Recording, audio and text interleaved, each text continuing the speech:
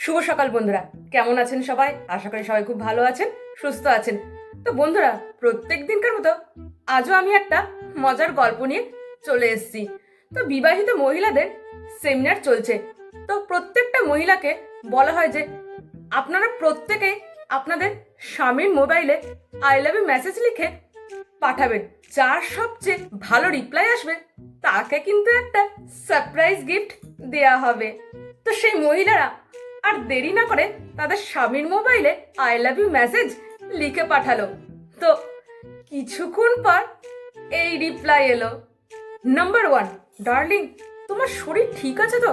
তুমি হঠাৎ এই সময় আমাকে মেসেজ করলে। নাম্বার 2, বাড়িতে কি পয়সা শেষ হয়ে গেছে?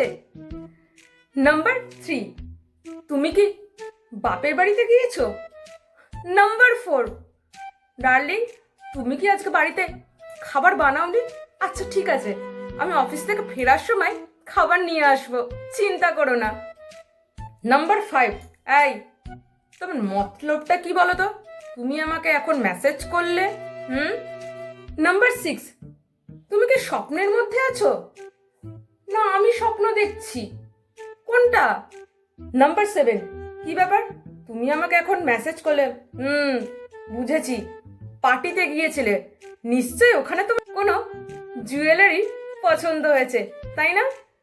নাম্বার 8, শোনো, একই অফিসে অনেক টেনশন, এর মধ্যে তুমি আবার কি শুরু করলে কি?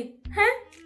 নাম্বার 9, কি ব্যাপার, নিশ্চয়ই তুমি আজকে গাড়ির সাথে কিছু ধাক্কা লাগিয়েছো, তাই না? নাম্বার 10, এই তোমাকে কতবার না বলেছি একদম বেশি সিরিয়াল দেখবে না।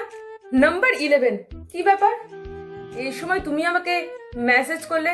আরে বাবা, আমার মনে আছে, আমি এসে তোমাকে শপিং এ নিয়ে যাব।